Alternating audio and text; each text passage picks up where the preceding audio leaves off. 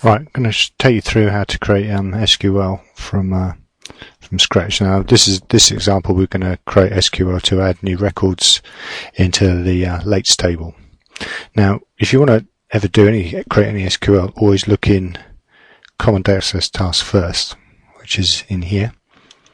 And you can usually get a case of just copying and pasting some of the code that's already in there and then modifying it for what you need to do. So once that's loaded up,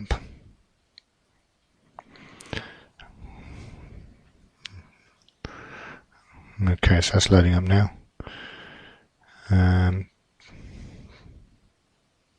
Right, so I'm adding new records, so scroll down there. So basically I need all this code here. Okay, I'll need to modify it though, so I can copy that and then go to VB. Now this is the basically the button on this form here to add new lates, so double click on there and here is the event procedure. Right, so I need to paste that in, so paste that in. There's a few errors. Right, the first one is to fix the first line there. And basically what it's looking is for the name of the database, which begins with SQL, and that's it there, so it's connection string. So that's that first line done. The second to last line here is trying to call a form that doesn't exist in this form, so we'll just delete that for now.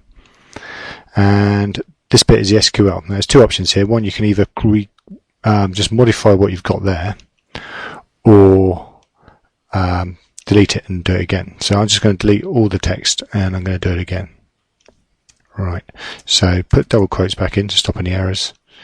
Okay, so there's no errors now, so I can at least make a start. So in order to create the SQL, there's no point remembering it because you can get SQL Server to create it for you. So what we're looking for is views on here. Right click, add new query,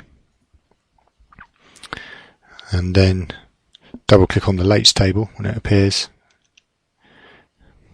There it is, and close. Now we need to add values for every field except for late ID. Late ID is a identity specification, so that means it's auto incremented, so we don't have to worry about that. So I select every field apart from the late ID. If you use the late ID, it will come up in an error, I think. Now every time I select something, it creates some SQL there. So all that's going to do is going to display all the lates as it is at the moment. So if I execute that SQL, you can see there's all the lates, 18 lates so far, it displays them all. Now that's the wrong type of query for adding new records, so what I need to do is click change type up here and then change that to insert values. Now it's changed it to insert TBL late, the fields and then the values. So what you do is copy a line at a time and then control tab back into the form. So that's the first line, paste it in there. Now I'm going to do it line by line, so then it's an ampersand, then an underscore to get a new line. Put double quote in and then get the second line. Okay, so here's the second line. Control C, tab again, paste. Alright, so we're nearly there. One more line to go, so ampersand, underscore, double quote, and then go for the last line. Except we've got a little bit of work to do with the last line. So Control C that, and then put it in the double quotes, and there we go. Now what it's looking for in the values bit is to go there, it wants the student ID. After that comma, it wants the period and then the date of the late and then finally min's late. So these separate out the fields. One important thing to do is remember to put a space at the end here, otherwise it joins them all up as one word if you're not careful. Right, so what it wants before this comma is the student ID. So what I have to do is break the string, put an ampersand in.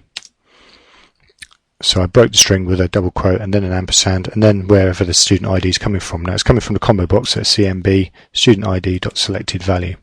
Now and that's the thing you can't see. It's the text what you can, so it's the name that you can see, but the selected value is student ID. Then an ampersand and then the double quotes again. Now click off there and make sure you've got no errors on that string. There isn't, so I can go on and continue to do the next one. So after that first comma, I now need to put in the period. So that comes from a text box. So again, I do the same thing, break the quote with a single double quote, and then ampersand, and then name of the text box, txt period dot text. Okay, then an ampersand, and then double quote. So that's that one done. Click off it to make sure there's no errors. Right, the next one is the date of the late, which is because it's a date, it's always a bit funny, but it's not that difficult. So again, break the quote with a double quote, and then ampersand, and then the name of where it's coming from. So it's DTP, date of late, dot value, dot to string, and then I'm going to go open bracket, double quote, small s, double quote, close brackets. Okay, so that's basically converting my date into a string. I'll talk about why I did that later. And then ampersand, and then double quote. So click out of there. Have I got any errors? No. Now the reason why I had to do that is if I go to Common Data Access Task quickly, look at the top there, that's basically going to return the date and the time. I don't necessarily need the date and the time from the date time picker, but it's actually less typing and just getting the date, so it's quicker.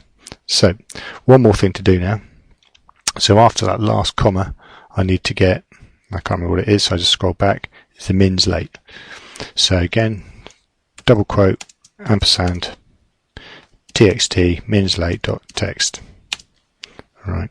Now as it stands at the moment, that's fine. There's no errors, or is there? There is one slight one. So yeah, what I forgot to do is put an ampersand and a double quote there.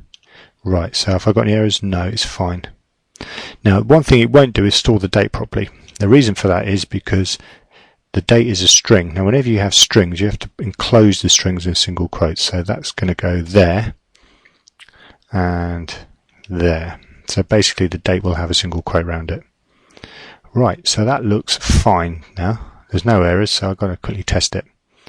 So let's run it. Now usually it doesn't work first time, so don't worry too much if it doesn't.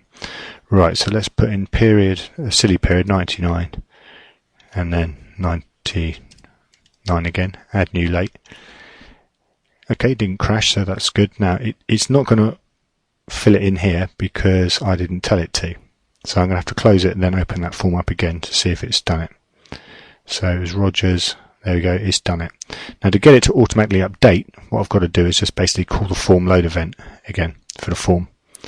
So I could do it here or here, it doesn't really matter. So I'm going to call frm student lates underscore load. It's always sender, comma, e, and that should now automatically update. Now, if it did crash, let's say pretend it crashed, and then because some of the SQL was wrong.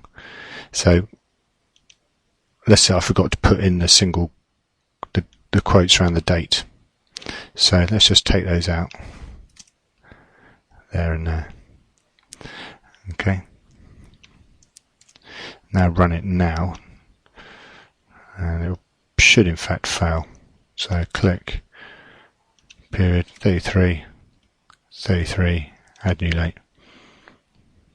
Okay, it's crashed, which is what we wanted. So it just says incorrect syntax. Now when you get that, you just put your mouse over the command string, and then hopefully you'll see what's causing it. Now I'm expecting round the date to be single quotes there in front of the two, and then after that last four. There isn't, and that's why it doesn't like it.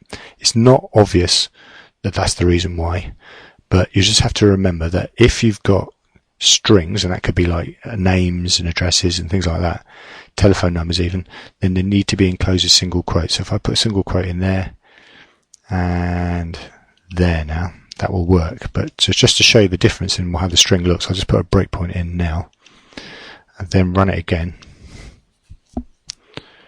Okay, so quickly late, period 44, click add new late. Now if I put command string now, you can see there's single quotes around it, and it should work. So if I click off the breakpoint and run it, it should have done it, and it should be 44. So that's it. It's not too difficult, but it's fairly easy to make a little error, and that's it.